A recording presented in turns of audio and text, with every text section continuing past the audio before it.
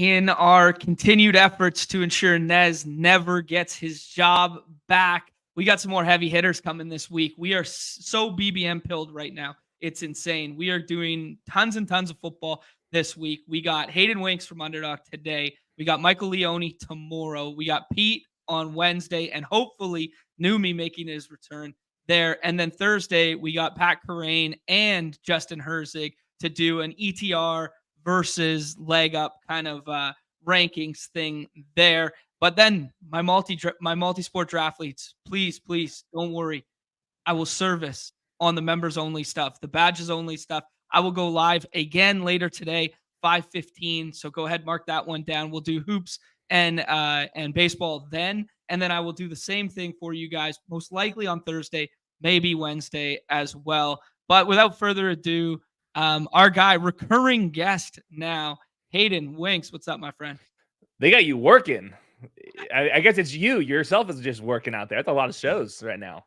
It's fun. I'm having a lot of fun. I love doing all the stuff with Nez. Obviously, I love like that. But then just having a little bit more of that, like, hey, I can reach out to whomever right now and just see if we can make it work. It's been a lot of fun. Yeah. But the other one, the paywall stuff is like, I feel bad for my multi-sport draft leads who aren't getting the info for the stuff, but it's also I'm going to be drafting anyways. I'm going to be jamming at lock for hoops and MLB, so may as well do it alongside our friends and stream, right? Yep. What can go wrong? Just people yelling at you that your rankings suck. It's a great job. they've come to expect that by now. Speaking of rankings sucking, let's talk about your rankings that you've now posted up on the site. Yeah, we were just I was just going through doing like a quick and dirty comparison with some of the other sites with ADP, and I found some very interesting stuff. Most notably, the running backs. Has the pendulum swung way too far with the piss boy community, Hayden? And now we are capitulating and coming all the way back to robust RB values in the second and third round. Well, just because your rankings lean running backs does not mean you have to draft a bunch of them early on. You can pick your battles here. And even though I have a bunch of running backs ranked ahead of ADP, I still have a bunch of wide receivers there too. So I'm not going to be just because I have like Josh Jacobs or whoever like 2 rounds ahead of where he's being drafted. That's not where I draft them. I draft them right next to ADP. I'm getting my guys at good ADPs and living that way. But I think like the other thing, just macro, and this will be the case every single year. Most of the people drafting right now or before, and this is based off like the big board ADPs, those are the people that are subscribing to you guys and leg up and ETR, probably are dipping their toes into 0 RB builds more often than people that are going to be drafting in August. So I think every single year, right after the draft or right before the draft, you'll see a bunch of the running backs buried. And then as we get closer to August, they'll slowly start creeping up there just a little bit. But because 0 RB has been so successful the last year or two, more people will draft 0 RB. So the running back prices will not be where they were a couple seasons ago, but it's every single wide receiver is now drafted around earlier this year than they were last year when it was the case the year prior as well. So it's just a new macro environment and just kind of weighing the benefits of when to draft running backs versus wide receivers. Okay, so now if you were getting, well, I imagine you're getting your volume in on the employee contest side nice and early here, but let's hypothetically, you're in my shoes right now. Does this incentivize you to kind of like flip the strategy at the early end of the draft window here and dive in hard on your ranks here because some of those combos may never be available again? Or does it incentivize you to kind of like stay back, wait a little bit, and just encapsulate some of your ADP versus rank value? Well, I think for me, when I was like building through my rankings, one of the reasons why I had some of the second, third, fourth, fifth round running backs, maybe a little bit ahead of ADP, is because when I got to the 16th, 17th, 18th round of my rankings, I was like, where are the running backs I want to draft? And I think that's part of the reason is because this NFL draft class was weak. We had 4 top 100 running backs, and then the rest of the guys that were drafted in the 4th and 5th round, I didn't think were very good. So that just leads me to not believing in the kind of backup running backs that I'm typically trying to target late in the drafts. And on the flip side, I mean, we had like 13 or 14 wide receivers go in the top 100. And a lot of those guys in the second, third round of the NFL draft you can get those guys 14th, 15th, 16th, 17th, 18th round on Underdog right now. And those are kind of the upside swings. So just kind of like thinking through how the draft plays out as a whole makes me believe I want to draft some running backs right now. And then maybe in August, once we get some training camp reports, I'll have a better feel for who's going to be the RB2 versus the RB3. And then once I have, okay, he's actually the RB2 on his team, now he becomes somebody that I want to draft. And so maybe I'll draft more wide receivers early, late, and then or later in the offseason. And then maybe some of the late round dart throws at running back becomes a little bit clearer once we have some camp reports. Yeah, that's actually crazy how I mean, I don't think about it through this lens, and maybe it's because I'm so multi-sport pilled and whatnot that I'm spending other time on that. But I didn't think about it through the lens of like how, affecting to our draft strategy the draft class is, right? Because there are a lot of wide receivers, as you alluded to, who would have been day one guys in other years, right? Mm-hmm. And the inverse is true about the running back landscape there. Can you maybe rattle off like maybe just like one or two top of mind wide receiver from kind of like that secondary tier that might have been a day one guy, 2, 3, 4 years ago if the class was weaker?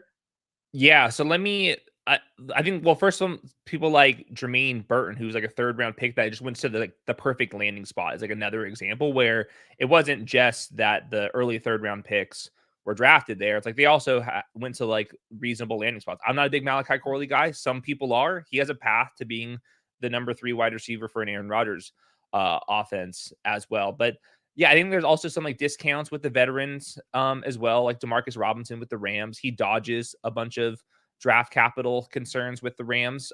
There was some rumors that we're going to draft a wide receiver, Brock Bowers, and they don't. So then he becomes somebody that's worth drafting, kind of skinning my list here for other ones. Jalen Polk is somebody in second round. Now he's somebody that that you can draft now in the 14th-ish round or wherever he is. And I think like the Jalen Polk tier of the wide receivers or the rookies makes more sense than some of the running backs that we have to kind of draft in that range. Cool. Yeah. I will bring up what we were looking at. You tweeted this out earlier. It's available to everybody on the Underdog Network site there, alongside your rankings here. Actually, I'll bring up just the image version of it there. And as you're alluding to, it's kind of hard to see there, but I will do some zooming and dragging and whatnot. But as you're alluding to, yeah, you have Demarcus Robinson as one of your highest difference between rank and ADP, just as you're alluding to, as a draft day winner there, because they didn't take the Brian Thomas in the first round as much as we had kind of talked about wanting that to happen. We got Brian Thomas to Trevor Lawrence. I think that's a good consolation prize there. But yeah, but this helps me like putting my rankings on a chart like this to see where I'm actually ahead or behind generally helps me kind of figure out how I'm going to actually attack drafts here. Like, okay, so now it looks like since I have a lot of the green lines, the running back, since I'm a little bit ahead of ADP in the first 6, 7, 8 rounds there, I'm probably going to have 2 running backs through 7 rounds. Sometimes I'll even have a third running back, depending on how the draft goes. And then vice versa, at the very end of it, you can see the green line drops below the ADP bar. And that's because I just don't see that many late round guys. I think Tyrone Tracy and Will Shipley are rookies that I think are decent, but they were drafted on day 3. So even like comparatively, typically there's like a third round running back or somewhere like that that's being drafted in the 16th, 17th round. And that just doesn't exist this year. So this just kind of helped me putting on the chart how I'm going to like structurally build my drafts right now.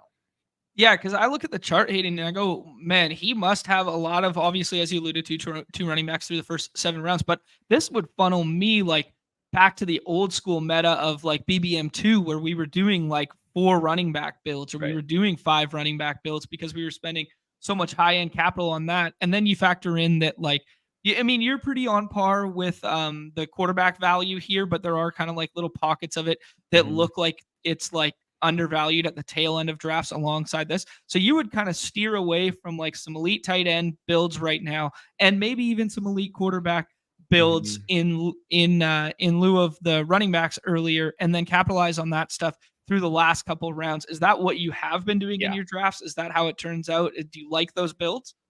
Yeah, that's what I do like. And I have been drafting more 4 running back teams, just period. If I've drafted 4 by round 10, I'm just going to say I need these guys to hit, especially if 3 of them are in the top 6, 7 rounds out there. But really, like, just because my rankings say one thing does not mean that we're only drafting the best player available on my rankings. Like, we're still trying to build the best teams. Like, the rankings are there in a vacuum. I'm still trying to build the best team when I'm actually on the clock there. So sometimes if it's close enough, I'll take the receiver over the running back. I still want 4 wide receivers by round 7 at the least, or round 8, I should say.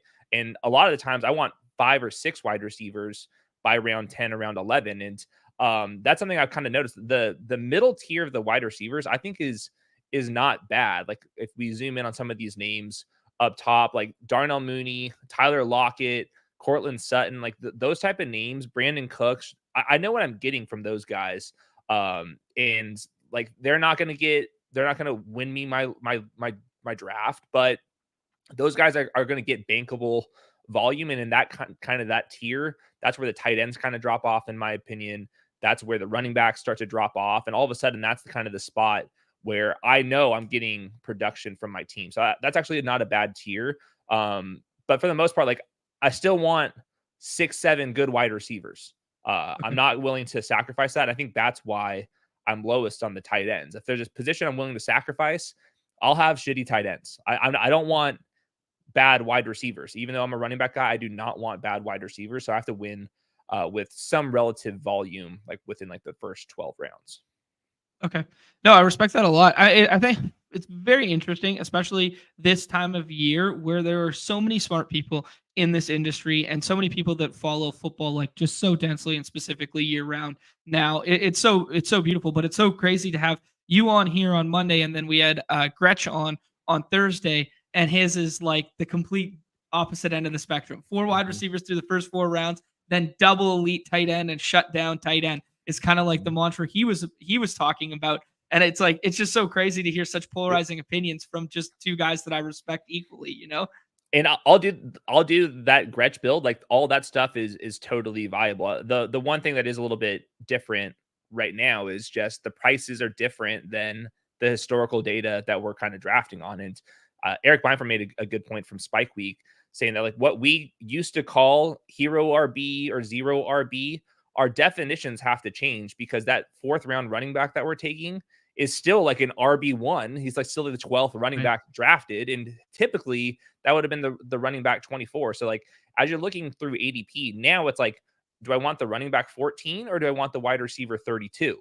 And that's where I think the pendulum might have swung a little bit too far. But even if I do believe that, I still want to draft good teams based off of like the historical data that we have. You need to have this many wide receivers, this many running backs by X amount. You don't want to have too many running backs. 4 running backs in the first 5 rounds is dumb. I'll do 3 in the first 6 rounds. That's within the bucket.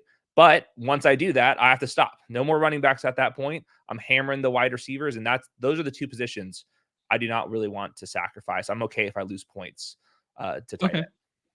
Okay. No, I respect that a lot there because I mean, I've found myself, I think I've 6 BBMs. I maxed that little one, what was it, Chihuahua, whatever. Yep. And those are slow drafts going on. And I have found myself being the dude who clicks the elite tight end, whether it was Gretsch's influence or of my own doing. I'd been that guy of like, wow, I've never seen Travis Kelce this cheap before. I've never seen George Kittle this cheap before. I have to go and take that. And now you're kind of, flipping my mindset here.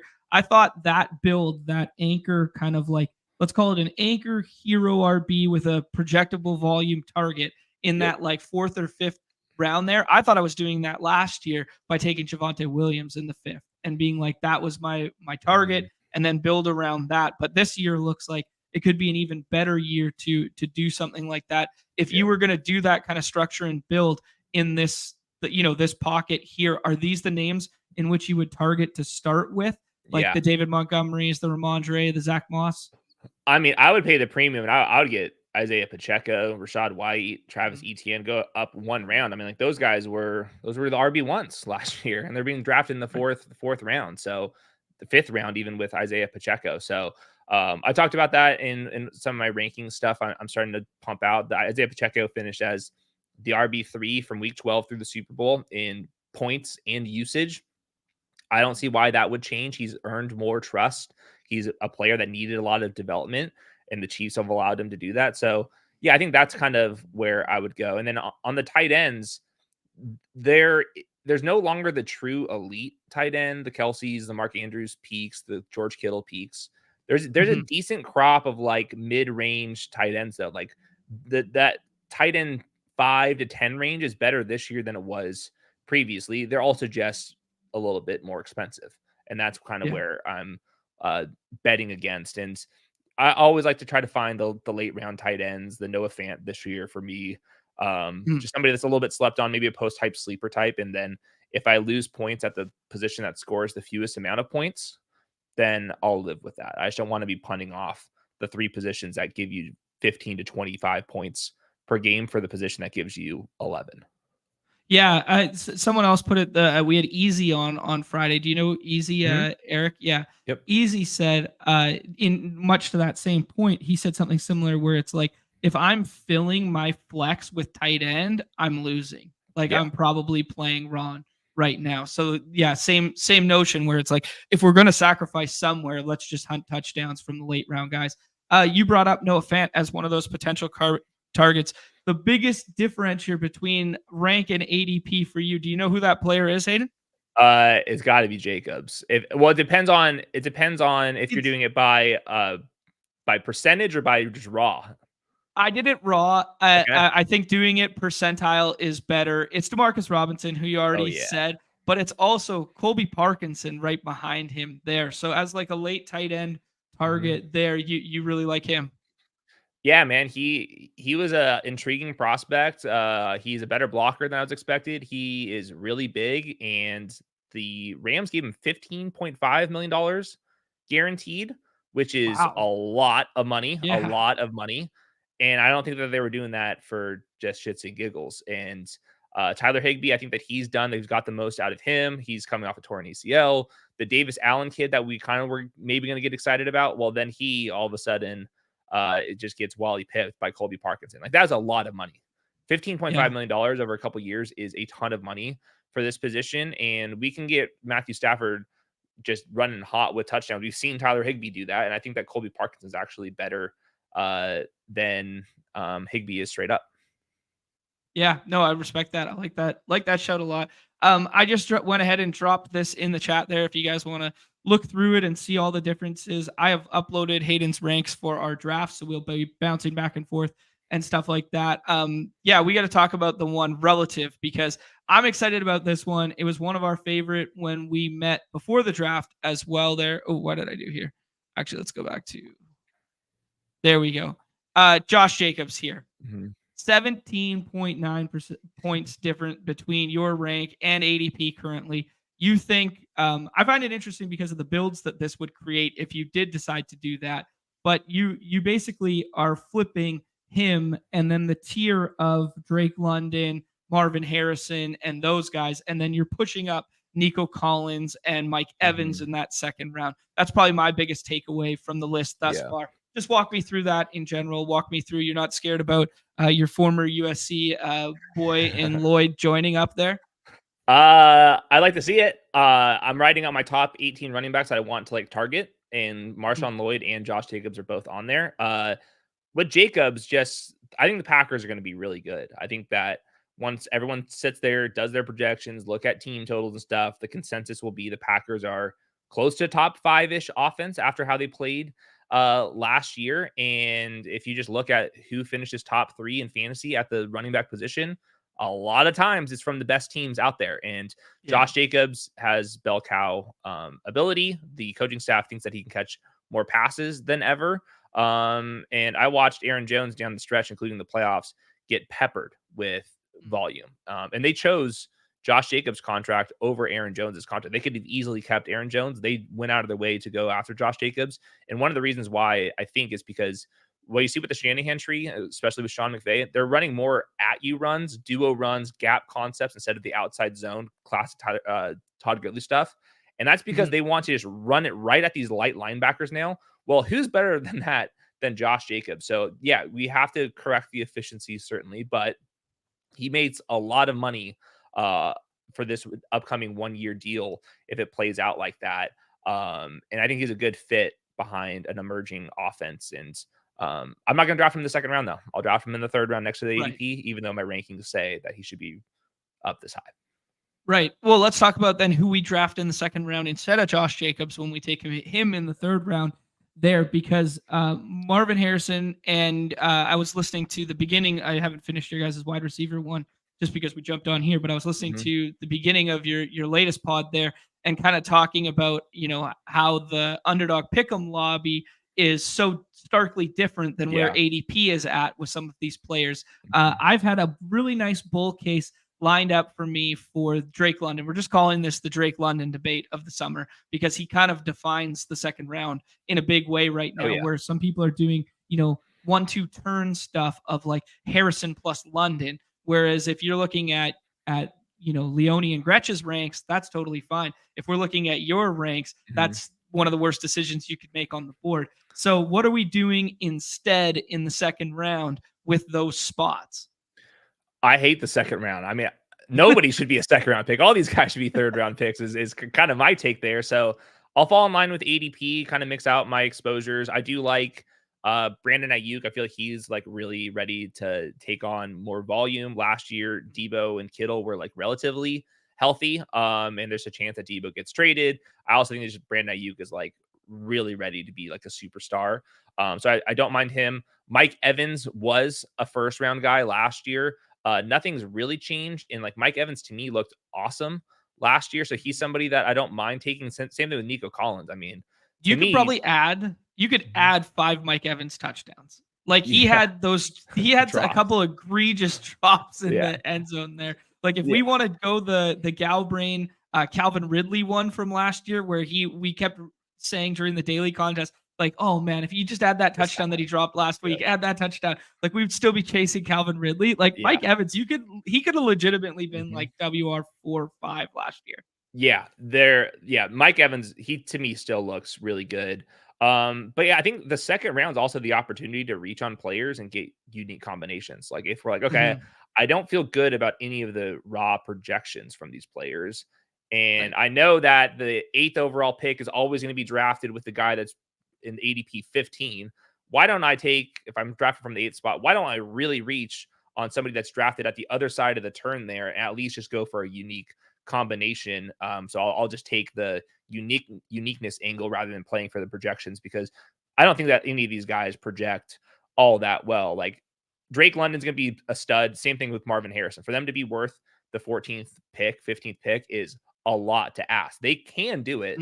I just think the odds are stacked against them. And the Underdog Pick'em lobby isn't going to be perfect, and we shouldn't draft off that. Obviously, there's game theory reasons for best ball, but it's way off versus like where, like I think Marvin Harrison is just 1,000 yards flat for his season long projection. 1,000 yards is not going to cut it at 13th overall. I don't care if you can, even if you want to kind of justify that the back half of the season is where he's going to make a lot of that. It just doesn't really check out. So I'm kind of playing the middle ground between the projection that our Underdog team has built out and like the game theory aspects of how best ball's played. No, I like that a lot. I think it's a fair point. Chipsy brings up my favorite point in the chat of the day, though. Can we just trade back from the second round? I mean, it feels like a great year to trade back from the second round. Hey, our guy Easy's hanging out here saying he loves the Pacheco ranking. You guys both have him way over market. I was just thinking through that depth chart. I mean, like Jerick McKinnon's not even there anymore. So it's like it's literally him, CEH, and the Australian guy. Oh, the rugby player. Yeah, that's the RB3 right now. That's my point with Isaiah Pacheco. Like they trusted him in the Super Bowl and the AFC Conference Championship and the divisional round. Like I've got a feeling that they're gonna let him cook again, and that role is really good. I like that. Actually, speaking of the rugby stuff, I don't know if you've ever been. Have you ever been to Sevens rugby before? No. It is so effing fun. There's one that it doesn't come to Cali anymore, but there's one in Vegas and that sort of thing. Everybody just dresses up and they play 7-a-side, so like the field's wide open and so fast.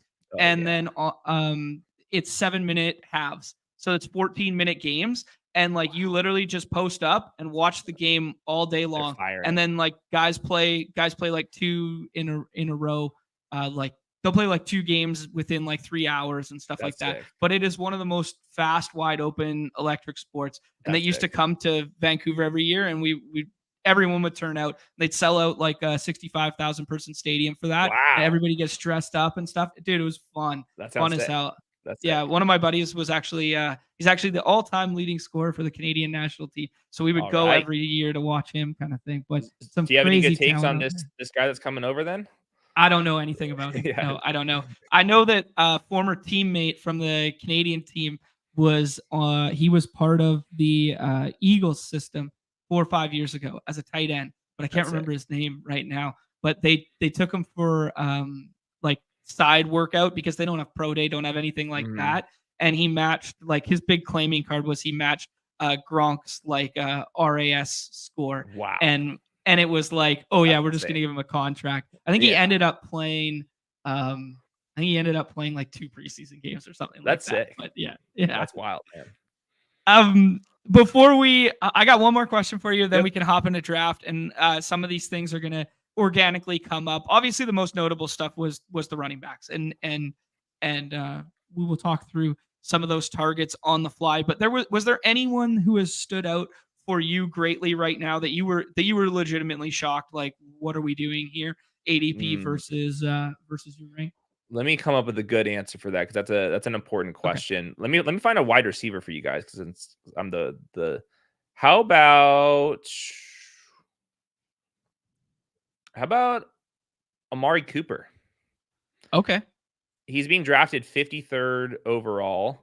The last 2 seasons, I have this metric called like better in best ball points, which takes like, if you didn't score 10 points, we're not putting you in the best ball lineup. So it only takes the points that you scored above 10 points or whatever it is for that position. Okay. Better in best ball points. Well, Amari Cooper in that stat, the last 2 years, he's finished 27th overall and 33rd overall. And now he's being drafted 53rd overall in this wide receiver environment. Like, I know Jerry Jeudy's there, but this team, the Browns, they want to really pass the ball. This is not the Browns of 2 years ago when Nick Chubb was rocking and rolling. The last since week 8 on from last year, they were 3rd in neutral pass rate. So, and can we? Okay, I got 2 questions for that. Yep. Was that a Flacco thing, or was that a system thing, or is there any concern about Deshaun redacted? Well, there is a lot of concern. I think that's why he's being drafted 53rd overall. But I think like that's like priced in at this point. I mean, that's 2 rounds after kind of where he's been finishing. He's not 32 years old. He's 30 years old. No, he's still 21. Yeah, exactly. He looks 21. He was really exceptional last year. The Flacco run that he went on was outrageous. Yeah, I think part of it could have been the Flacco, but we're not getting the old Nick Chubb. And they keep adding pass catchers, not running backs. Like, they keep adding, gave David Njoku a bunch of money. They gave Jerry Jeudy a bunch of money. Yep. They tried with Elijah Moore as well. They keep drafting 3rd round wide receivers that don't go on the field. So every signal to me is that this analytics-based front office and Kevin Stefanski, they want to pass the ball. And if we can get Deshaun just to play a little bit better, I think that Amari Cooper can have these huge spike weeks. And even if he's inconsistent, that's okay for best ball. We've seen Amari Cooper score 40 fantasy points before. Yeah, no, I like that shout for sure. There, I mean, he won some people in the community a lot of money with those Flacco Amari stacks when they were 35 plus ADPs in the BR streets. Yep. There, I got one that I'm going to ask Leone on tomorrow because he was involved in the conversation. You were not. Our guy Neil Farley's hanging out in the chat today. He did a little bit of research. Well, he did a lot bit of research and a whole bunch of math that I am not smart enough to understand that that suggests that potentially equal importance, if not more importance, to week 16 than 17. Though he does drop the caveat in terms of like how you can optimize for each of those weeks is different. Even if like the math suggests that potentially 16 is worth more than 17, the way in which you optimize is completely different. So, maybe it's not as actionable or whatever. I'll just ask you kind of like macro with the new payout structure, with doing away with the regular season stuff, with some of this stuff. what do you just think? What are your takeaways now? It's way flatter, and I think that's why week 16 becomes more important. Like last season in other tournaments, and this kind of just like an industry thing, is you get to week 17 and you make a couple bucks, but if you want to make a lot of money, you got to go all the way to the top.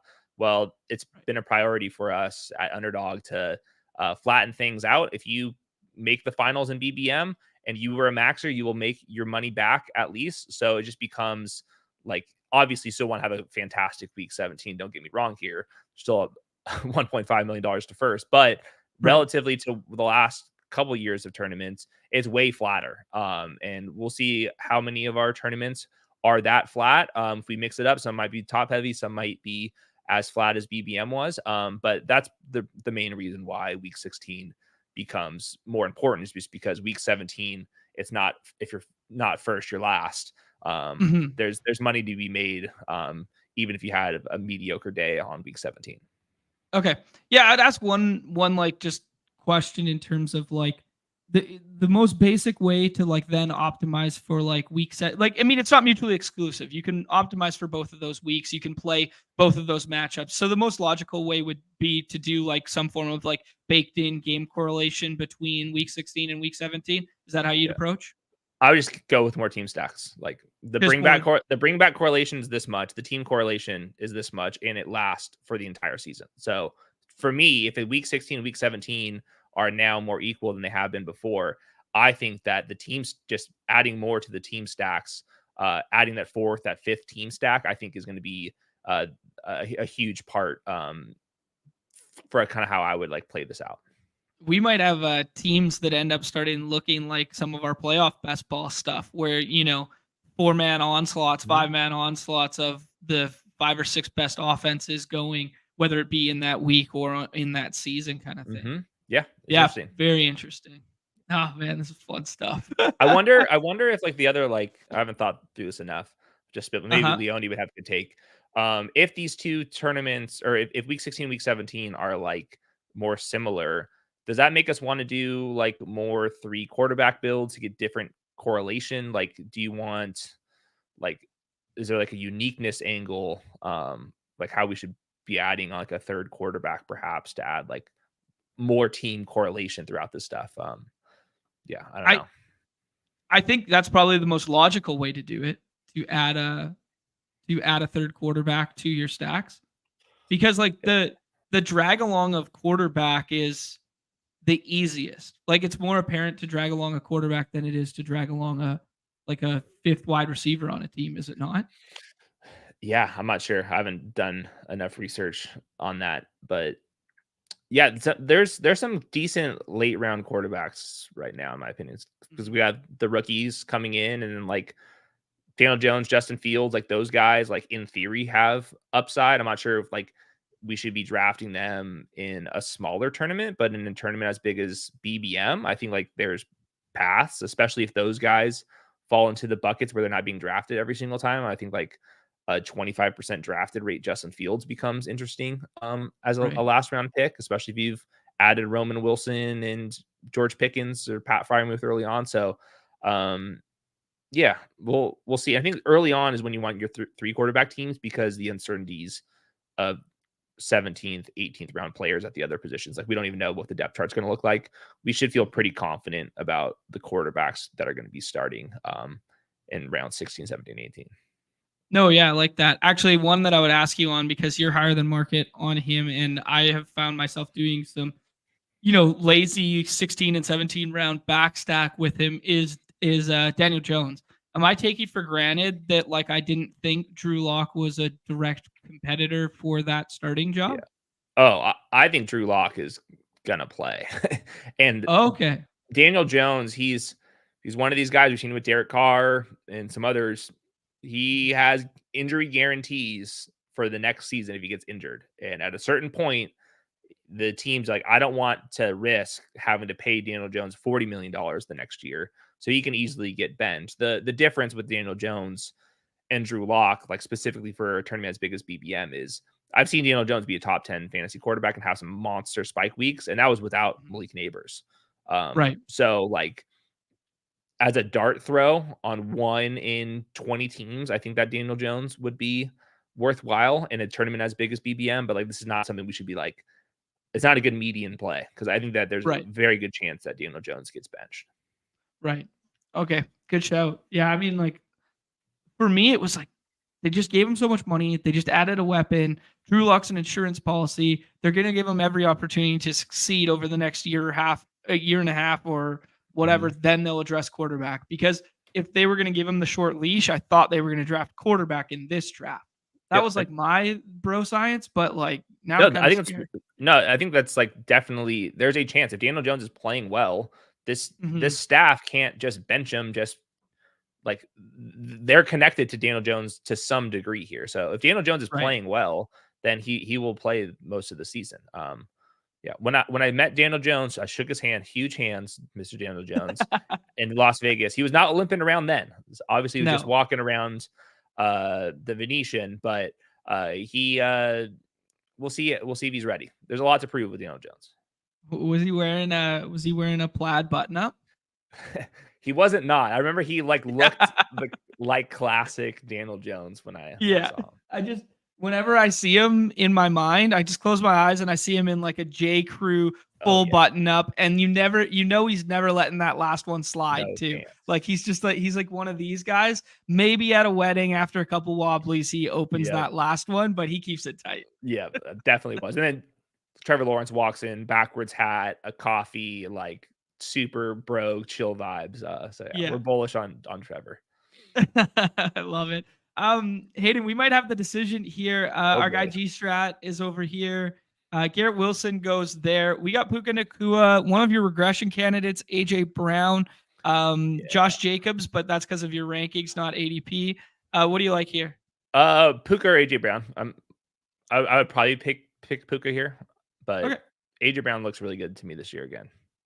sounds good to me. It's kind of wild. I did one the slow drafts. I just made a pick before we came on here, and it's kind of crazy to get the AJ Brown stacked with Jalen Hurts stack, but in with fourth round Jalen Hurts right now. Mhm. It feels like cheating. It feels Yep. wrong. Yep. Yeah. I mean, yeah, Kellen Moore should figure out. I mean, they got blitzed to death, especially late in the season, and they couldn't Mhm. figure that out. Kellen Moore hopefully will have answers to that. And AJ Brown, like if you look at Devonta Smith and AJ Brown's deep targets, AJ Brown caught like 50% of them, and Devonta Smith caught like 80% of them. So those guys should kind of reverse. And AJ Brown ran really bad like late last year.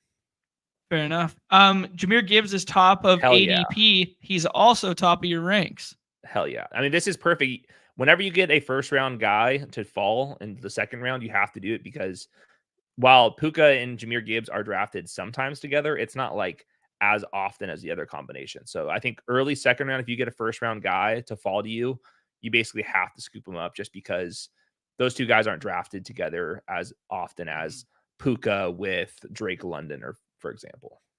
Yeah, no, I like that for sure. Um, there we see from G Strat on the end there, the Ayuk over London, but doing it with the Marvin Harrison pairing there. Man, I think I might be the guy who starts pushing Nico Collins to the other side of the board here. I mean, I like the bull case for Drake London with the coaching change, with the more routes that he's projected to run this year. Um, I don't know. Something about Nico Collins is getting me excited to start moving him to the other side of the board here He's after what we so saw with good, Shrout last year. dude. Yeah. Nico Collins individually is a monster. Like he catches everything downfield, and then he's a yards after the catch threat on top of that. Like the way that offense was going, and they threw the ball more down the stretch once they Mhm. figured out how good his Stroud was. I Yeah. mean, Nico Collins, I think is he's a star. I think that Nico Collins is, I would say, significantly better than Steph Diggs on tape at this point in their careers. So I like that. I want all the Nico Collins rounds earlier than Steph Diggs. Nathan, I'm going to have to starkly disagree with this comp, my friend. I don't think Nico Collins is anywhere close to the Tyler Boyd of that offense. I think he's much Yeah. closer to being the Jamar Chase of that offense than he is to being the He Tyler was like, Boyd. well, he's like 6'3", 4'4" speed. Like he was at Michigan. He was like a raw developmental guy that like Mhm. just needed a couple years to see what happens. And like he is absolutely like the high upside developmental guy that he was supposed to be in pre-draft. He just like is the 1 in 20 that actually hits on that type of profile. I love that. Our guy G Strat is already braining week 17 matchups there. The divisional correlation of Arizona San Fran is the reason for pushing up Ayuk to the corner. We are so far ahead of our time right now. I love it. 2 cents of EV. I hope you spend it nicely. Yeah, that's literally little 2 cent boost there. Oh, we got Blake on the other side of the board. Hayden, if you were playing BBM this year, how would you be like allotting your bullets and stuff like that in terms of building a Mm. portfolio? Would you be getting in here nice and early? Would you be waiting for the schedule? I've heard very contradictory opinions. Easy thinks the correlation stuff is so important to him and the optimizing for those late weeks that he's primarily waiting for schedule. Whereas other guys are talking about getting in here and getting combos that'll never be obtainable ever again. I can see it both ways. Yeah, and then the take is in August we have the best projections and most confidence in the players that we're picking, especially with the late round guys. That like there's cases to be made that August is a very good time to be drafting. So I don't think that we've necessarily figured this one out. I think that some of it's going to depend on how much player movement in terms of trades, releases, injuries in during training camp is going to play into like when was the best time to draft, and that will change Yeah. every single year. Like a part of me would be tempted to like just throw like 100, 150 like in the first 2 days, just fast draft it and just go and just Love be it. like, all right, I'm going to study the week before. I'm going to have my rankings ready to go because that's when there's the most ADP movement is in the first 2-3 days. And if Mhm. you're on top of that and you know which direction this thing is going, like, I don't know, like there's an argument to be made that like you want to fire off as much ADP as possible. The Yeah. good news is we will have a ton of tournaments on Underdog. So no matter what, if you want to pace things out, cool, works for us. If you want to go crazy, we will have plenty of drafts and tournaments ready to go Mhm. as the rest of the summer approaches. So I don't think that anyone should have like super confidence in like when the best time to draft is. I think kind of like what fits in your schedule.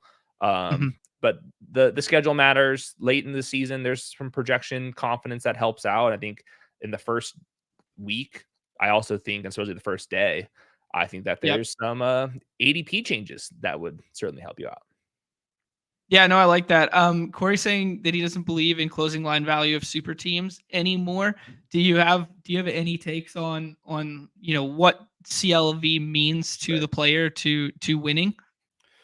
I think it matters a little bit, but like if you looked at it historically, I think like for the regular season prizes, the August teams would do all right, but there's no regular season prizes anymore. So everything's backloaded to week 16, week 17. So like even trying to figure out that is kind of a different thing. So yeah, I think there's always a good time to be drafting. And if it's not for this tournament, we'll have another tournament for you anyways. Absolutely. We are back up on the clock here. I was hoping Josh Jacobs would come back to us. Isaiah Pacheco is the highest in your rankings here, according to ADP. Metcalf Metcalf, let's do or Metcalf. Al Metcalf? Yeah, Okay. Metcalf for our week 17 correlation with Puka Nakua. Oh, there we go. Two I cents can of play this EV. How game you gonna too. spend it? How you Yeah, gonna spend it? we're going to the gumball machine. Get one 90th of a gumball. Thanks, Biden. I love it. So with Metcalf, dude, I mean, your boy, the Huskies, they're bringing this Yeah. offense over to Seattle. It's go time, and it's all deep shots, and that's what Metcalf and Tyler Lockett and Geno Smith are so good at. I want a bunch of the Seahawks, especially Geno's like being drafted 175th or overall or whatever. Yeah. So yeah, this is the year to be drafted in Metcalf, especially in best ball. So yeah, Mhm. that was a good example of even though I have running backs drafted or ranked higher, I'm going to pick DK Metcalf there. Love it. We could go off the rankings here and get. It's actually shocking to see him take Zay Flowers there. He set up the Jalen Hurts double and then didn't take it. We could set up Interesting. the Rams double with Cooper Kupp. We could do Tank Dell. We could go elite quarterback, or we could go the running back direction. Let's go the running back. Okay. We're not going to Isaiah get. Pacheco. Yeah, we're not going to get him on the next one. Okay. Boom. Sounds good to me. Are you down? Oh, not considerably. I was looking at Cooper Cup here in your ranks is 34, and in terms Mhm. of ADP is 34. What are your thoughts, Cooper Cup this year? I don't think anyone should have a clean idea of what exactly he's gonna be this year, but I've seen this guy be a top 5 overall asset. And Right. if it's Cooper Cup who stays healthy and Puka Nakua that gets injured, I think that we will want some Cooper Cup. So, yeah, I think he's fine where he's being drafted. I mix him in Mhm. right there. Um, but I think Isaiah Pacheco is like such a good 4th round pick right now. The I think people are underestimating the Chiefs, like how much different this Chiefs offense is going to look versus last year. They're worse Yeah. on defense after losing L'Jarius Sneed, and they're better on offense because they actually have wide receivers, and the wide receivers can create like chunk plays to get Isaiah Pacheco down to the goal line faster instead of having to throw 2 missed screens to Sky Moore before Travis Kelsey bails them out. So I think the Chiefs are I, going to like return to like where they used to be, and I think Isaiah Pacheco is like good enough now. Poor Sky Moore just catching strays like Tank Dell out here right It's now. tough. This is so unfortunate for him. It's tough. um, no, I like that. It's actually crazy how far down the rabbit hole we are in terms of like football, just thought process in this best ball space that we just sometimes need to put on our dunce cap and like take a step back and be like, oh yeah, team like Mahomes team that's been to the AFC Championship what 5 straight years, like Yep. adds really fast wide receivers who are actually talented. Wow, Chiefs go Burr. Here we go. Like, it's like why are Especially we doing I just watched Pacheco go crazy. Like right? I just watched this happen. Um Yeah.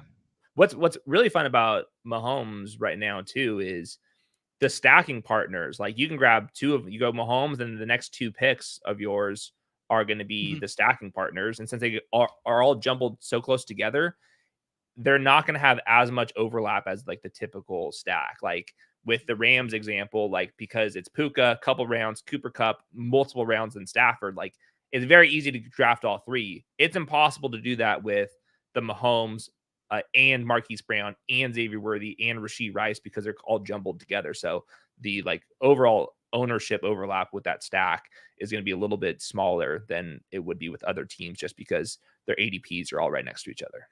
No, I like that. That's a really good shout. We talked about it a little bit with Gretch the other day, where we had a Mahomes fall all the way back to the other side of the board here in the 5th round, and we were like, "Hey, we'll take him because there was Worthy, Marquise Brown, and I think Rice had actually just gone just in front of us." And we're like, "Oh yeah, for sure, the next 4 picks won't be all Chiefs," and then they all went Bing, Chiefs, bing, bing. and we were Yeah. yeah, and we're just like, I guess we were going naked Mahomes. This feels Yep. awful now." Yep.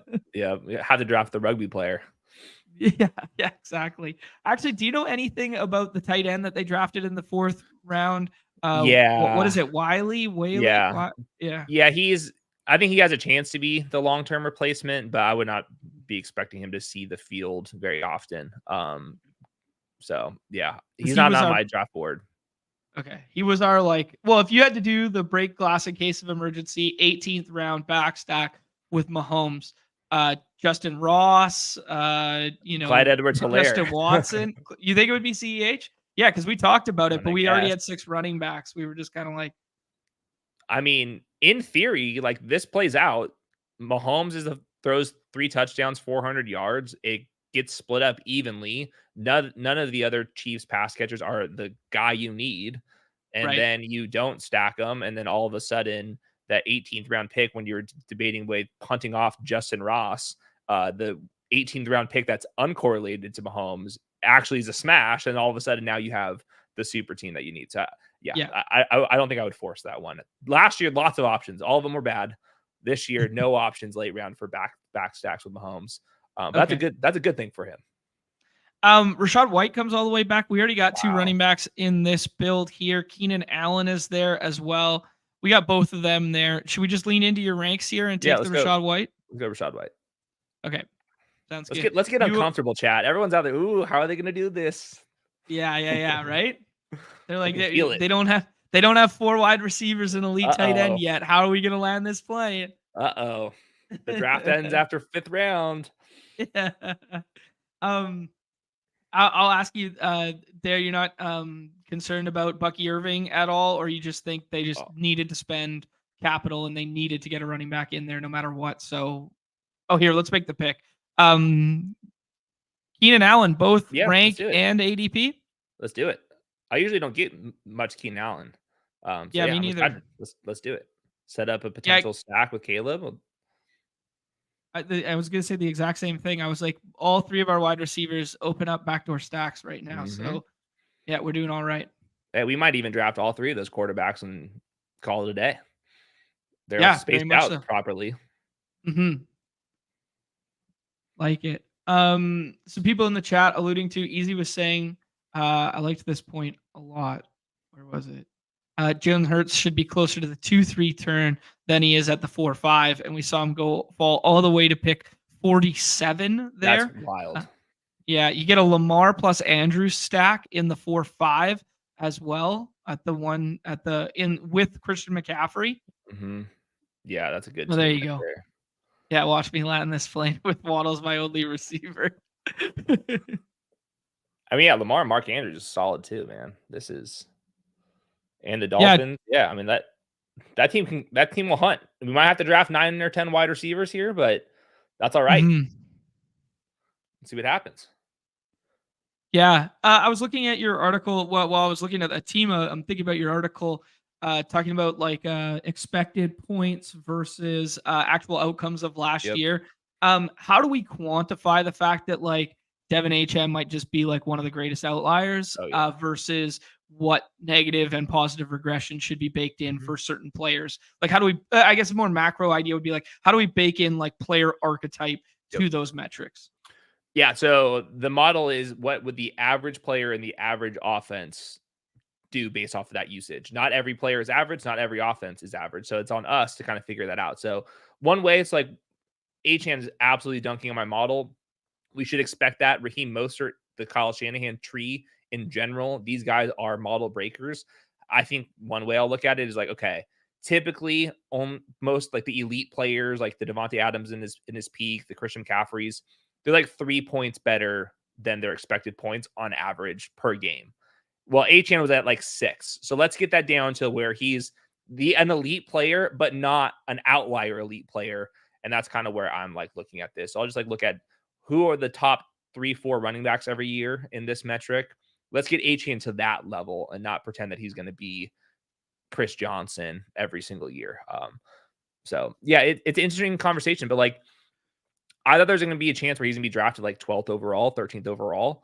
Yeah. And I would have been out there, but like I think that Achane, like where he's being drafted right now, is like completely bakes in the regression and the injury concerns and the Dolphins offense getting figured out. All those concerns to me are baked in there. So I thought he was going to be like an easy fade for me. And I'm going to be mixing them in.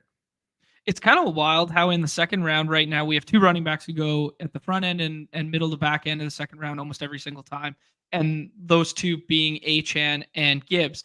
And I like the parallels between the two. Like Pete brought up something that was like pretty astute the other day, where it was like, man, look at the landscape of fantasy right now, where we are baking in these two players to not score 15 rushing touchdowns because we're just giving those away, and they're still second round picks right now. Is that bad? Like, is that correct? Is that wrong? Like, I don't know. Like, I mean, that's the upside that these guys have too. And but it's also like the reason why like I think Raheem Mostert and David Montgomery aren't the worst picks now, because everyone assumes that those guys aren't going to have their jobs, and we like the same roles that they had last year, which we shouldn't. But we've seen the upside. We've seen how these offenses work. The Lions and the Dolphins. These will be two very good offenses, and I want my running backs to play on good offenses. Right. No, that's a really good shout. Taking a look at what's going on here. David Monk. Yeah, just all green, in your ranks. Pretty close to all green. This is kind of like an all green pocket in terms of ADP. I would float JSN as a secondary stack partner. I would float David Montgomery and shut it down at 4 running back. Can you start by ADP? I'd be fine with Deontay, JSN, Christian Watson, I would be interested in to set up a Okay. potential Jordan Love situation. How about JSN? Okay, sure. Let's do I was JSN. about to say, okay, let's do it. Let's have some JSN thoughts just in general there. Like one thing I keep bringing up on the program that I don't think, I mean, despite the offensive change, despite the parallels to potential McMillan style usage in that Huskies offense, like a lot of people have cited these kind of things. Thing that I keep reminding everybody is like JSN broke his wrist, and maybe he came Yeah. back a little soon, and maybe he missed some really valuable time of his first ever NFL training camp in building rapport Yeah. with Geno Smith. And Geno just went back to being like, yeah, man, Tyler Lockett and DK Metcalf are my Yep. guys. You know what I Yep. mean? So another year of this potentially under his belt could set up nicely. But what are your thoughts, Jason? I think there's a chance that he becomes really good, and this offense is not going to use 2 tight end sets and 3 tight end sets like Shane Waldron's offense did. I mean, look at Colby Parkinson and Will Dissly and the money that those guys got. So yeah, I think Jason will see the field more and they'll pass more. Okay, I like it. Yeah, I like it. We could do something crazy and do like Tyler Lockett. We could do Hopkins or Watson. Love's already gone, but we Let's could go set up another Watson. stack. I Okay. like Watson. I mean, yeah, this guy.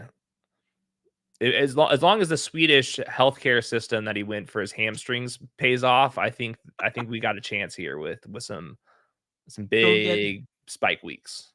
that was the Kobe Bryant every summer going back to Germany to get the knee fusion thing. Like, let's just make sure Kobe got that knee fusion taken care of. This could be the new meta in NFL wide receiver base. Make sure they go Yep. get the Swedish hamstring treatment and then come Yep. back to the league. Yep. It's a good bit, even if it doesn't work. We'll Yeah, see. it is. Oh man. A lot of James Conner chat going on here. Yeah. What else we got here? Oh, Rice falling to 93 the other day. I mean, you had some interesting Rice comments just in terms of like the flippening should have happened before it even happened kind of deal. Yeah. But let's talk about the Watson one for sure here. How Neil's asking like just Green Bay wide receivers overall. What are you thinking? Yeah, so I think all of these guys are individually like pretty damn good players. So Christian Watson plays 9 games last year. Luke Musgrave plays 11 games last year. So there's going to be a rotation, like a more of a rotation this upcoming year than there were prior. I think that's going to hurt Jaden Reed. Like, for example, in the 2 playoff games, Jaden Reed ran around on 50 and 72% of dropbacks when Christian Watson was out there. To me, that's a signal. And just like looking at like the body size and the profile that Christian Watson, I think it's going to play most of the snaps. I think that the true rotation is going to be between Dobbs, Wicks, and Reed, as long as Christian Watson can stay healthy. And just the way that Christian Watson is utilized, like, is very good for best ball. So this is like the classic profile that in round 8, where the bust rates are so high already on a lot of these guys, like I've seen Christian Watson dunk on my models and be what we were just drafting in the 4th round last year, 5th round, whatever it was. Third round. Yeah, third fork corner there. Yeah. So like there's obviously a path to upside with Christian Watson. And that was before we knew that Jordan Love was good. Now we know Jordan Love is really good. He was 2nd in EPA from week 12 on, 1st in PFF grade, all those fun stats. In an offense that was really young, and like the offensive line was kind of rotating around as well. And I really trust pass rate over expectation jumped significantly once they discovered he could actually throw. So like we're cooking potentially with Christian Watson. He just can't like lose snaps to Wicks and Dobbs. But they drafted Christian Watson where they drafted him for a reason. And when he's on the field, he's been pretty damn good. Yeah, absolutely. One thing I'll say about that just in general that we discovered a lot during the daily stuff, especially during the playoff daily contest last year, is they basically used Wicks and Watson as like 1-for-1 replacements for one another. And like, Dontavian Wicks' snaps directly correlated with Christian Watson missing time. So if you're pairing wide receivers together here, if you're doing that, I would just think it through like, from my lens right now, like Wicks is a contingent play more so than like, I view him closer to Melton, I think, than I do Romeo Dobbs, because they both play wide receiver, but they play two different positions. Yeah, Dobbs more the X build, Christian Watson, flanker, deep threat role, Jaden Reed slot, not only slot, but will be the slot receiver in 3 wide receiver sets. And then Wicks is kind of, yeah, like you said, Watson, and Bo Melton's even good too. I mean, Yeah. the Packers have not whiffed on a skill position pick in quite a while. So yeah, Yeah. kudos to them. I mean, even AJ Dillon, they still like and find him serviceable.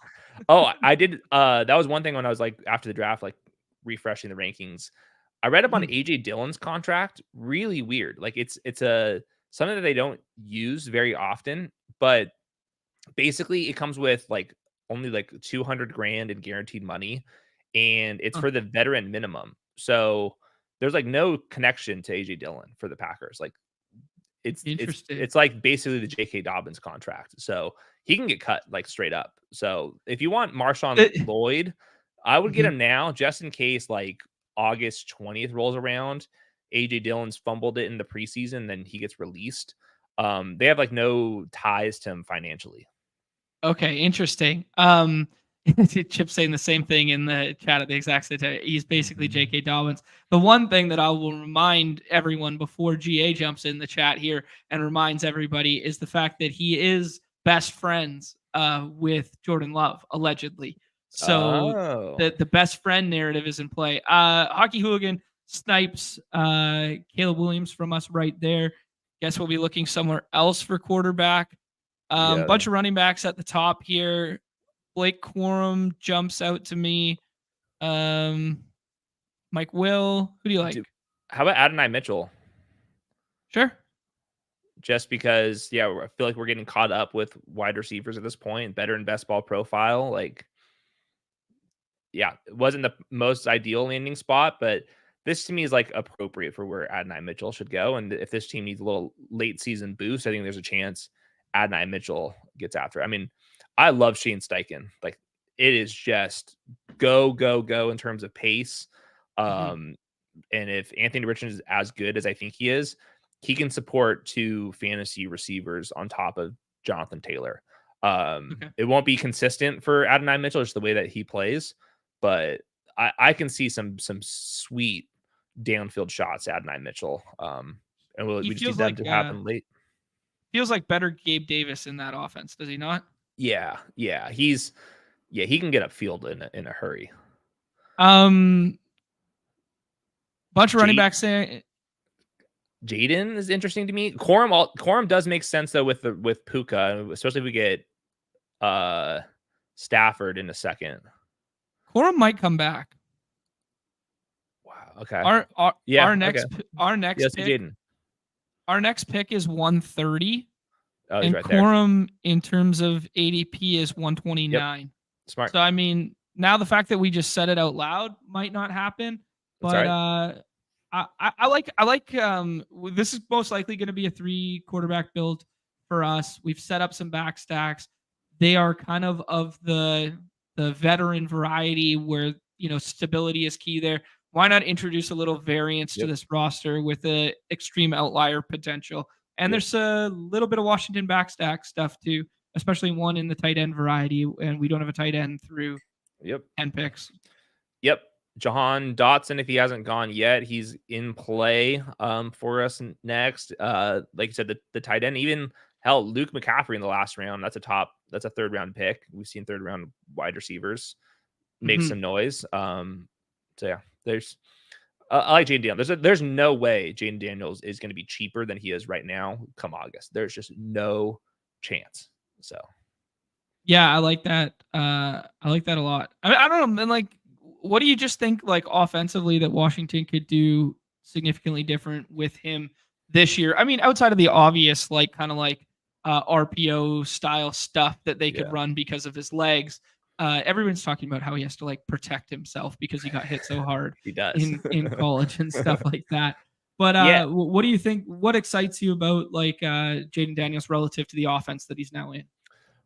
I think that he's more accurate than Sam Howell is in the intermediate and deep parts of the field. He ran a lot of slot fades and deep balls to Brian Thomas and Malik Neighbors. I think Terry McLaurin and Jahan Dotson could like do those type of things too. I don't think that those 2 guys are as good as Malik Neighbors and Brian Thomas are, but They're relatively similar in like their play style, so I think they're going to try to copy paste that. The Commanders' offensive line, especially their left tackle situation, that does scare me. But for Jaden Daniels, like we don't even have to stack him up that much. Like there's opportunity for him to have 100 rushing yards where you don't even need that much of a stack. Obviously, we take it if it falls into place, but like he's one of these guys where he can get there without one of his pass catchers like being the guy you need. Yeah, it feels very similar to Justin Fields in maybe not his rookie year, but his second year when we kind of got this like discount in like the 10 to 13 Yep. round variety as like QB 14-ish area where it was just like, man, I don't really care. I don't really care to stack him because like he's going to have 4 games this year where he has like 100 yards rushing, and those are going to be the games I use him, and that's all that matters. Yep, I agree. And Terry McLaurin could have 75 yards and a touchdown. And like, while that would help your lineup, it's not like you had to have him in week 16 to advance. Right. Like, and Jaden Daniels could have 100 rushing yards on top of that. And like, you actually did need Daniels, and McLaurin like didn't really move the needle anyways.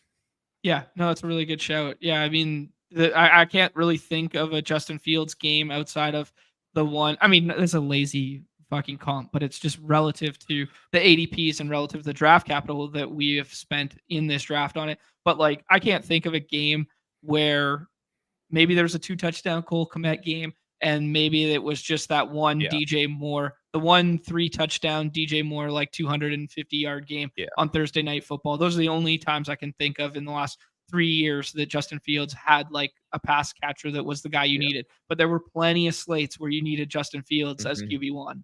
Yep, I agree. Judy goes there. Question about the Corum and Kyron split time, that sort of thing. I mean, I view it as like Blake is just like one of the highest upside handcuffs because of the Rams backfield role. Is that what you're seeing as well? Yep. And then I'll say there's a 10% chance that there's enough room for both of them, like where he can be Jalen Warren, like the RB30 on a week. And then I think there's another 10% chance that he just outplays Kyron. Kyron kind of just falls apart because of his size.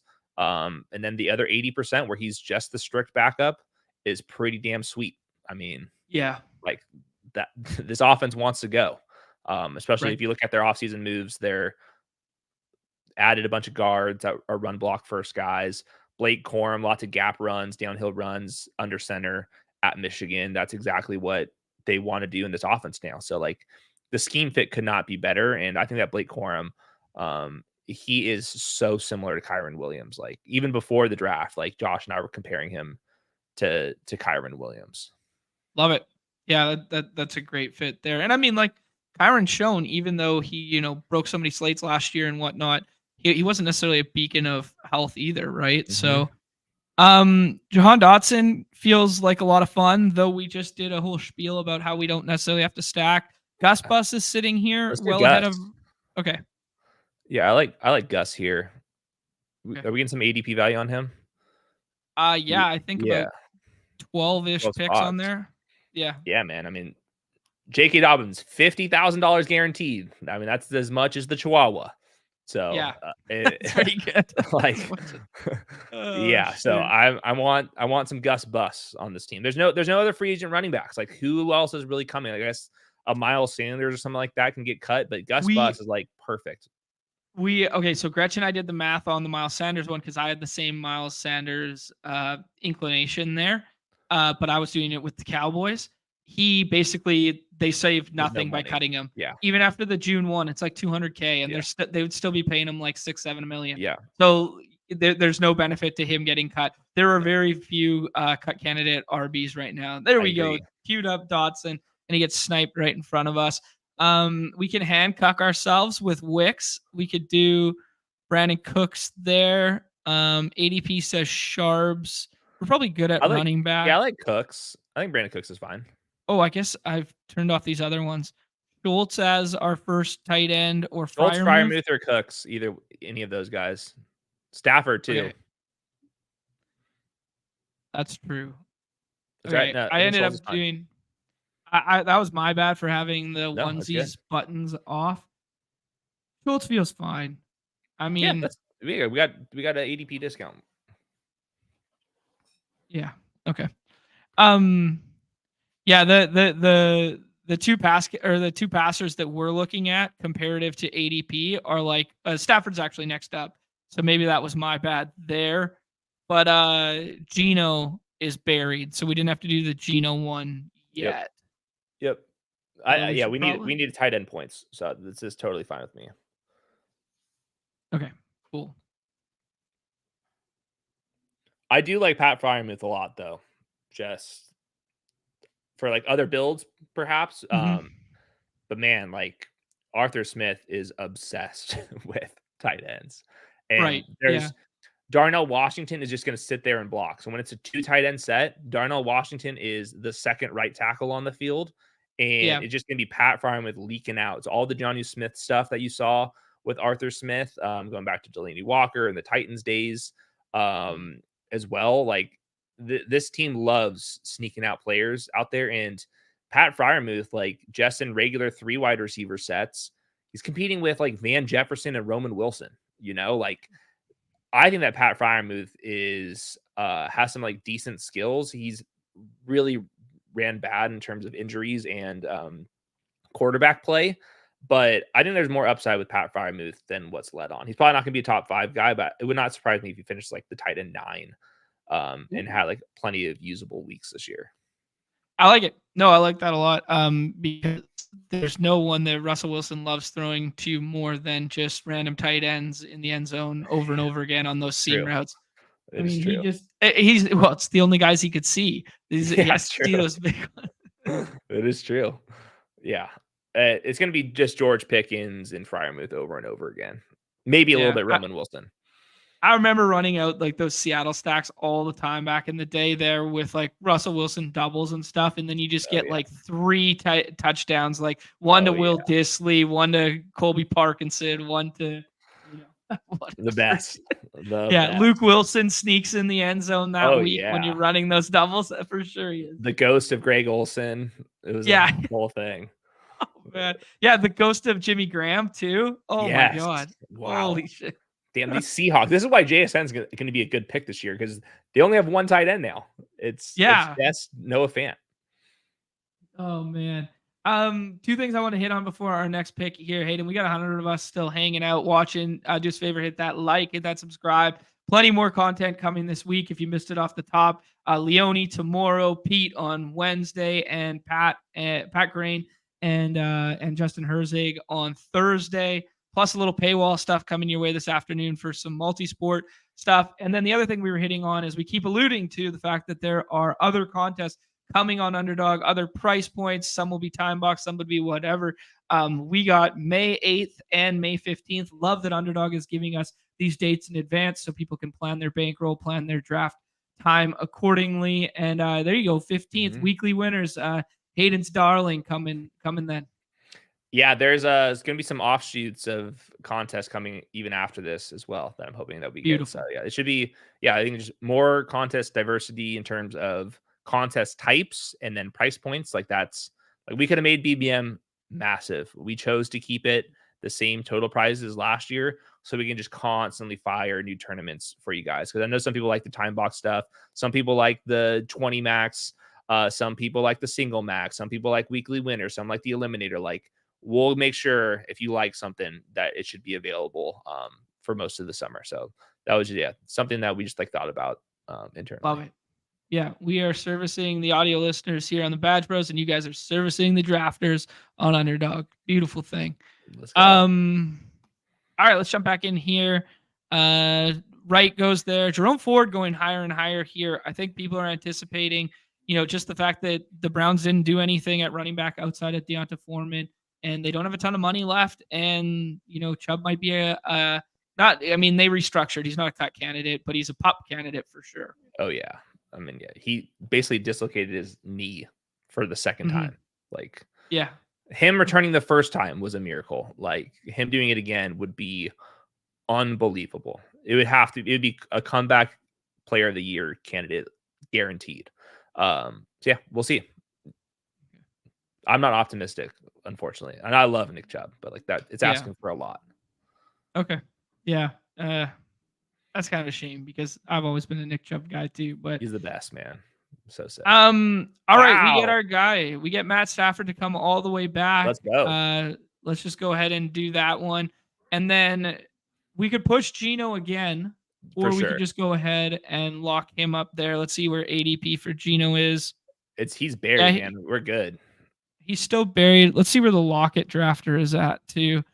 Our Lockett drafter already has 2 quarterbacks.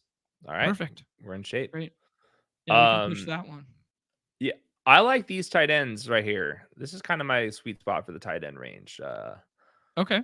Cole Kmet is way after ADP, where like I don't plan on taking a bunch of Cole Kmet if he's available at this point. I think you have to consider it. But Juwan Johnson, like name the Saints skill players this year. I mean, it's Chris Olave and a bunch of whoever. AT Perry is Yeah. their second wide receiver. Like, I mean, and I think that the Taysom Hill bet is finally getting old, where we're going to be able to get Juwan Johnson on the field more. So yeah, I do like Juwan Johnson. Collusion. Gino's all ours. He's gonna snipe us. I already know it. All right. Well, Bensonot went there too, even before we could get there. So the Cole Kmet decision, Musgrave. We both got pass catchers from those offenses, or the Hunter Henry one. Let's do Cole Kmet. Okay. Just because, like, I mean, otherwise I would literally have 0. Okay. Of them. I know this is not my team, but like it's like at a certain point, even if I have one tight end ranked ahead of them, like if you're getting what was that, like 30 picks, 20, 20, something.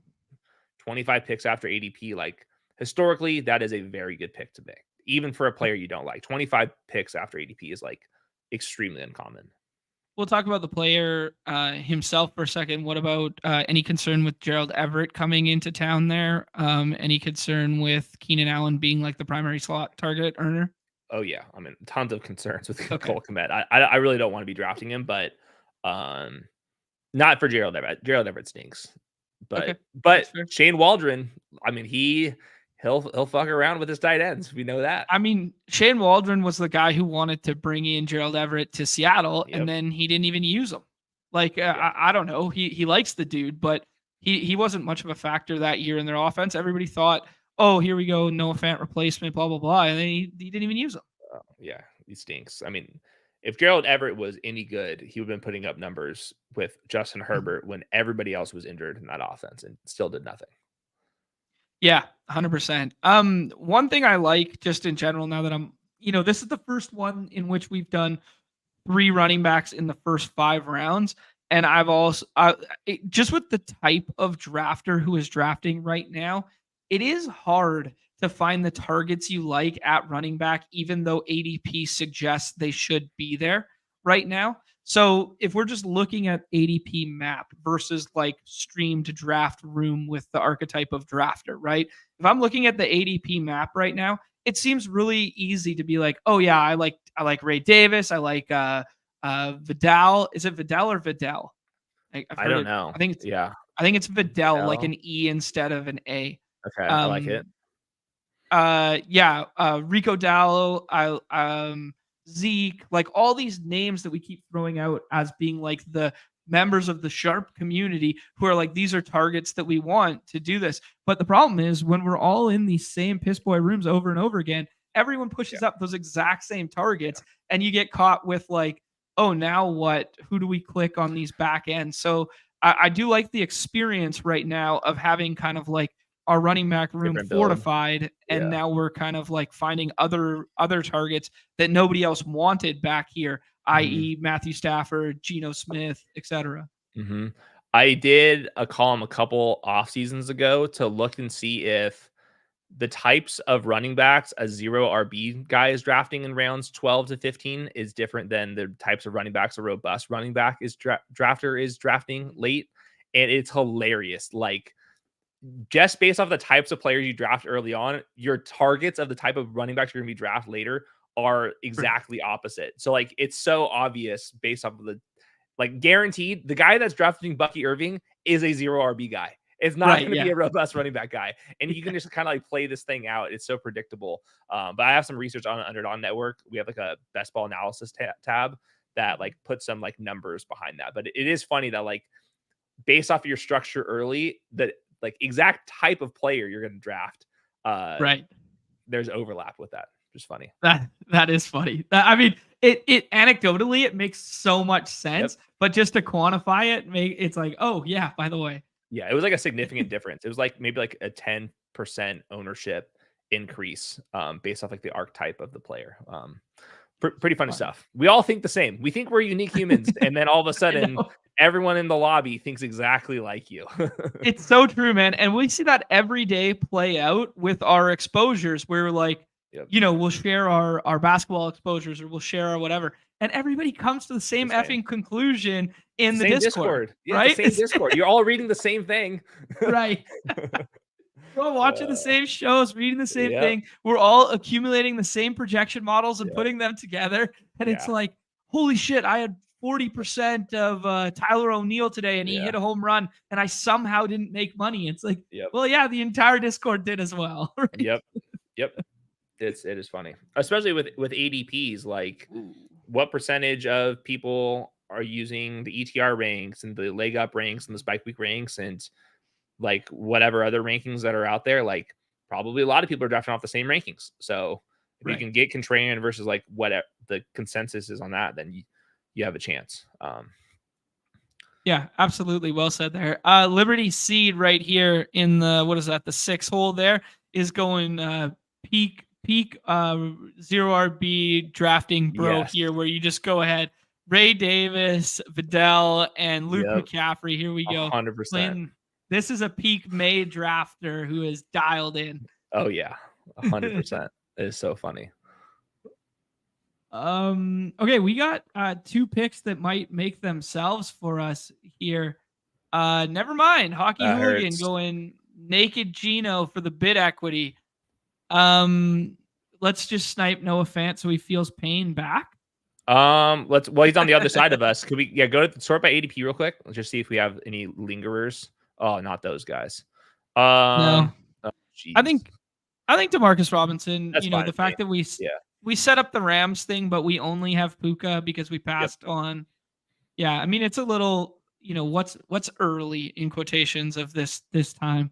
Well, and the other thing is like, in the 16th, 15th, 16th, 17th round, that's another good time to reach, and you reach for players that are going to be undrafted. If you're in the 15th round, don't reach for somebody that's going to be within a 180 ADP, because that player is going to be drafted most of the time. If you're going to reach right now, reach into the 200s in the ADP, because at least DeMarcus Robinson isn't being drafted every single time on that.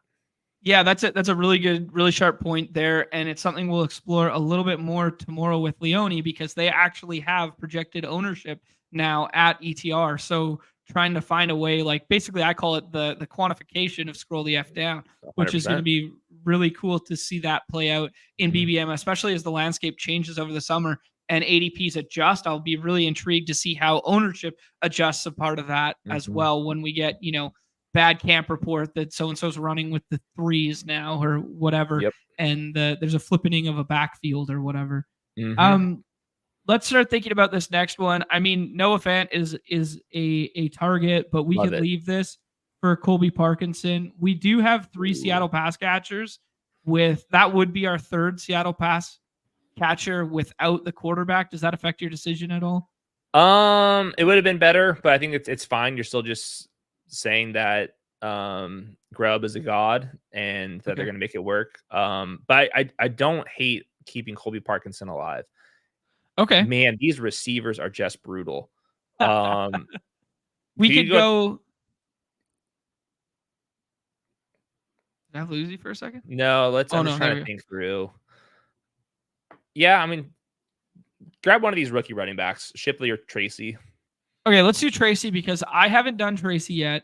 I don't know a ton about Tracy. Oh, you'll love him. People have been telling me about Gray from last year. How it's like, oh yeah, this is going to be like the next year for Gray. What do we think about Giants backfield room? What do you think about Tracy? Devin Singletary got legit guaranteed money for the 2nd year. So they want Devin Singletary to be the answer. Obviously, there's a familiarity with Dayball going back to the Bills days as well. Tyron Tracy, though, like 5th round player, So expectations have to be low. But he went from wide receiver at Purdue to play running back in his final season. He's an older guy, but I don't think that matters that much once we have the draft capital factored in. And he had like great instincts as a rusher, and he's like a 95th percentile athlete, and he's like 212 pounds or whatever he is. So like he has like the dimensions of somebody that can kind of hit as a dart throw player. And the other Giants backups have just no chance. Like those guys are just so bad. Okay. So yeah, he's got a fun highlight tape. I'll put it that way. Not a whole lot All of right. touches. He's a mystery box guy, but Yep. I in my 16th round, I like a mystery box guy. Yeah, no, absolutely. Like a mystery box guy here, like him on the type of roster we built as well, with like so much stability and early draft capital at the running back position, just from like a build standpoint. But I like what you're saying here. This feels a little Antonio Gibson Better. He's a better player than Ooh. Antonio Gibson. Same exact profile. I think that he's better. Antonio Gibson never had the instincts that like a running back needs. Like your speed is important, but how quick you make a decision to find the right hole is equally as important as your actual like physical speed. And I thought that he had it, which is super impressive because he has like 200 carries in his entire career. But like there's just something to him that draws me. Like it's very hard for somebody to like play as little as he did, be a 24-year-old and still get drafted. Like that to me, like he's already overcome a lot of obstacles to like even be in this mix. No, I like that a lot. Actually, that's just an interesting overall, like the way that like the transfer portal is now, and we're finally getting out of like that like COVID window where there were a lot of extra year guys that stayed at college and stuff like that. Do you think we'll start seeing like dudes come out later and stuff now, or we can start declaring, okay, this is an NFL talent, this is not, when they're in like their second year in college, and the guys that stay will stay because they're making big money, opposed to stay because they have nowhere else to go? So I think that the transfer portal is going to affect us in two ways. One, a 5-star that plays at Alabama or Georgia or Ohio State, it's gonna be harder for them to stay or get playing time as a freshman because the old transfer that comes in that earned a starting job is going to stay there and be kind of impede his path to playing time. So I think like early breakout age, there might be a little bit of a difference there for like the elite guys at the elite schools.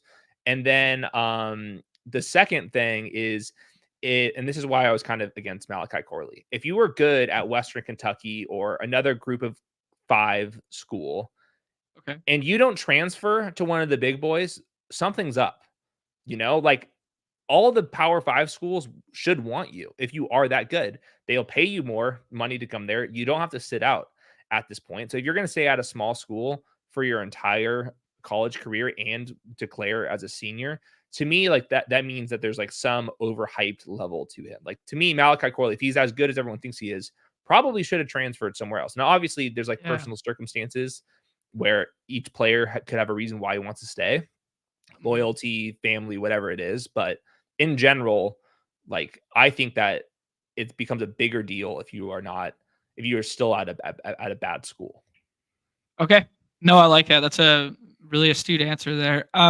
Before we make this pick here, we got 2, 5, 7, 2. Are we comfortable with the Gibbs, Pacheco, White, Gus Bus, Tracy room? Definitely. Okay. Then I think it's probably Colby Parkinson time, and make this a Rams stack, get our third tight end there, and then we could just talk about, what we want to add here. If we're good with that wide receiver room. I think I like the receive. I think I would go with another receiver. What are we at? Is that 7? Yeah, we got to get it. We got to get to 8. Okay. And we're good with just like Stafford and Daniels as a 2 QB build. There's no merit in tacking on just like a one-off, Bo Nix or something like that. That would probably be the second position I would think about between quarterbacks and receivers. Let's see if there's anybody that like really is just doing it for us. According to your ranks, we got Tim Patrick, Tyler Boyd, who still hasn't signed yet, Slayton, Josh Reynolds. I think Slayton, and I think I like Slayton. Okay. That works out for me. He's got an $8 million cap hit this year, which is decent amount. He's their ex receiver.